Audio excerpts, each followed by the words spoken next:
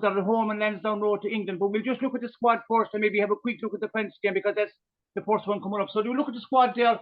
To me, it seems a fairly normal. I don't see any major. But what do you think, Sergio? We'll go through the goalkeepers and the defenders there.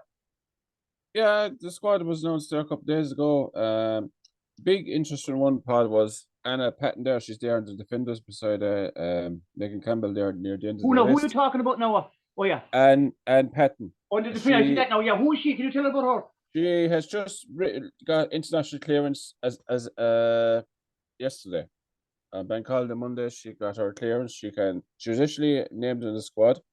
FIFA hadn't given the official go-ahead, but she got the official go-ahead as far as I know. What country was she coming from? Is she England? Oh, England as well. Grant, right, lovely. Yeah, she played underage for England. She never made any senior caps, as far as I know. Obviously, she couldn't have played competitive games in there for England for senior level. So she qualifies through a grandfather, I believe, or grandmother. It's one of those famous interesting deals like Andy Townsend had maybe probably in the early 90s. She's in the squad. She plays for Aston Villa. I think as a centre back. She's supposed to be good from set pieces. What level are Aston Villa at? That's the top level in England. They're in the WSL, yeah. Right. They're in the first division, as you call it, for the women's game in England. Yeah, they're down. They're having a bit of a poor enough season, to be fair, Paul. But she is one of their best players. It's an interesting one, Paul, because a lot of people might say, look, the time of the last Euros, she would have been supporting England. People might say because she probably doesn't see herself getting into the England squad, she's chosen Ireland. Maybe the cynics would say that, like a number of our players back in the early 80s and 90s. But she's declared for Ireland. She got the call from Eileen Gleeson. She's got her international clearance as of yesterday, bank holiday Monday, and she's now in the squad. And she's in addition to the squad, Paul, because from what people say, she's a very good defender. And she's a very good attacker from the set piece, a bit like what Louise Quinn is. So it's an addition definitely to the squad. It improves the squad for our defensive capabilities anyway. The only thing I would say, Paul, is that if we're bringing fresh blood into the squad, probably in midfield, more of a creative midfield is what we're lacking. I think Denise O'Sullivan is definitely our best player in midfield, along with Katie McCabe. Obviously, Katie McCabe for her place, so they're left wing back, left back. I think it's in that area. I think this is where we traditionally, like men and women's in midfield, and particularly creative midfielder, someone that can get on the ball, control the tempo of a game. That's the sort of player we sort of always need in our men's and in women's international teams. But she's in the squad now. Just looking through the other names in the squad. Sorry, Noel, for cutting across you. Just before you move on, also in the last friendly matches against Wales, down the forwards is a lady there called Emily Murphy, who also has been involved with English underage teams. She has a very strong family connection to Ireland, and she's the clear now. Listen, I want to be how can I put it? Last year after the World Cup, we did a podcast, and people can go back and look at it if they want to. And I said that the Irish women's team will have to go down this road because most of the players are in what we call the second division in England. For the want of a better term, the championship, the second division. But you need players playing in the top flight. And I did say last year after the World Cup that Ireland should look towards England to get with qualified players and maybe across the water to America. We do know the goalkeeper came in from America, gained very strong Irish connections. So I have absolutely no problem with this. And this Anna Patton, first time I've ever heard her name, but as you told me, she's playing in a professional league in England, and we need players like that. Now, I wouldn't bring in 7 and 8 and 9 and 10 of them, but definitely 1 or 2 extra. Yeah. But I would also agree with you, we probably need a midfielder as well. And I go back to maybe to some of the younger listeners. When Jack Charlton took over, he brought in John Aldridge, he brought in Ray Houghton, he brought in Tony Cascarino, and Andy Townsend, and there was 1 or 2 more. And they were the extra ones that made the difference.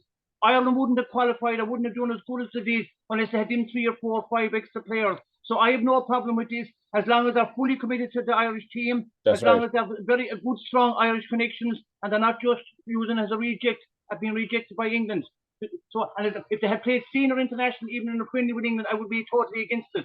But I believe they don't even play underage. So that's just my opinion before you move on.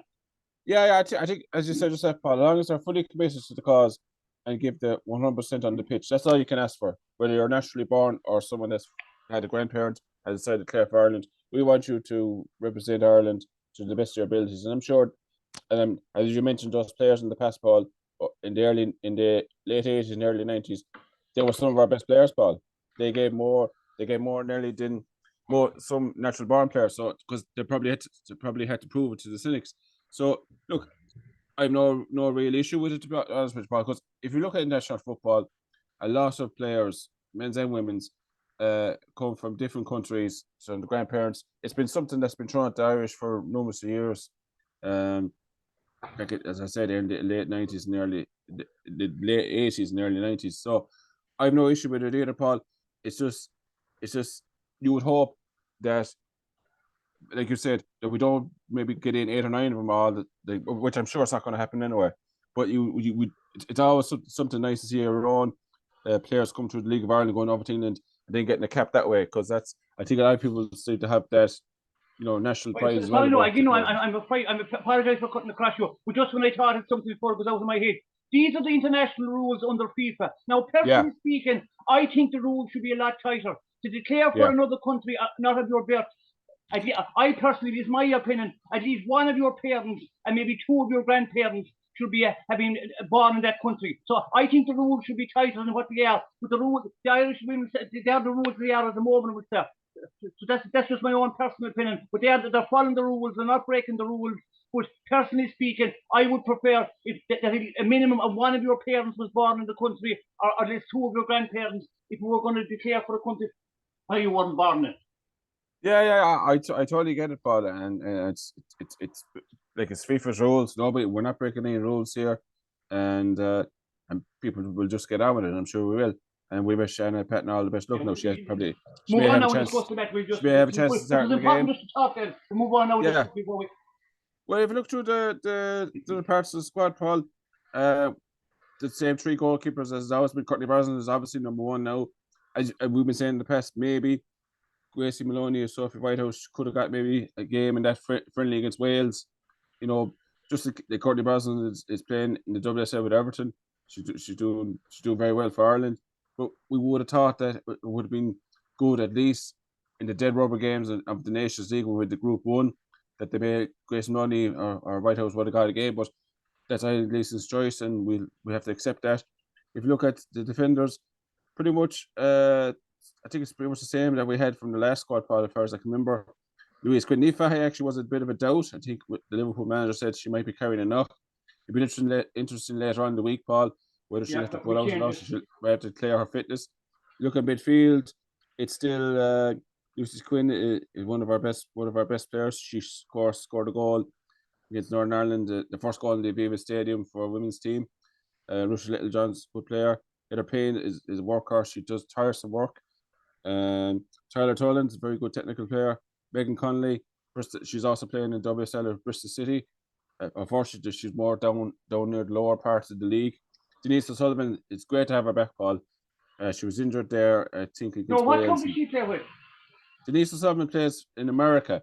American. And just for the listeners know, the American women's soccer, that is very strong. It's not unlike it's different to the men's game. But in America, the women's soccer is extremely strong at the top level of professional leagues. That's a good thing. That's a big bonus, yeah. And unfortunately, though, Sinead Farrelly, the player that declared just before the World Cup and had actually had 5 World Cup, she unfortunately is injured. So Denise O'Sullivan's played, I think, from the American League, is in the squad. Kenny McCabe, obviously our best player. She won a trophy there the weekend. Her Arsenal team beat Chelsea in the Women's League Cup final, so she'd be in good form. Megan Connolly, one of our best players. Look at the forwards, Paul. Ciara Carusa, she's one criticism that many people might have had, that she was very isolated, but I think in the Nations League and a lot of the friendlies that we played recently, she has been getting a lot more support. Abby Lark, good to see her in the squad. Emma Barrett, she was in and out of the squad the last year or so, ever since the World Cup, the goal she got against Scotland. She said, she maybe felt she didn't get enough minutes in the World Cup that she thought she was justified. Belgium for that club, standard of the age, I think she was playing for, Paul, right. Yeah. And Leanne Kernan, she's had injury concerns for a long time, Paul. I think she's still at Liverpool first, I believe. She is a very good young player, but it's just her injury record is a bit of a worry. But she's in the squad now, and Emily Murphy, we just said, another woman that qualified. I think she made her debut against Wales. Sort of disappointing result 2-0, but she was very happy to make her debut. So look, we have a fully committed squad, and we're going to need it, Paul. Just before we run to the match now, just one question again. That Anna Patton, have you any idea what age profile? Is she a young player, or have you any idea? I'm not actually exactly sure now, Paul. Right. All I do know that Emily Murphy is a very young player. She's still in college.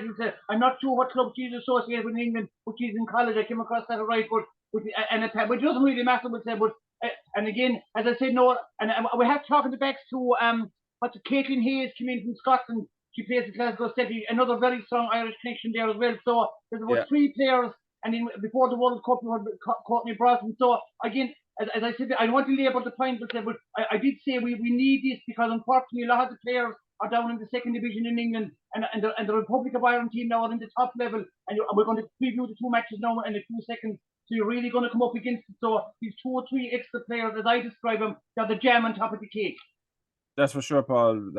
We need, because they're at that extra bit of quality, and we do need this extra bit of quality. Because look at the group; it's frightening, the group that we have, Paul. So any help that we can get, players in form, players playing really well, players adding a little bit of extra quality in the defence and midfield is a great help to the team. Yeah, and of course, now, but just before we talk about the France game, and it isn't about your 23-man squad or player squad. If you're 30 and maybe in 30, we need a depth squad of at least 30 players, because you will have injuries. You will have players maybe as a suspension. Players will lose form. That happens. That's part and parcel of it. So to know just the 23, people talk about the 23 and 11 certain. It's actually a 30. And the top teams like England and France and Sweden have a good 30. So now, we just move on now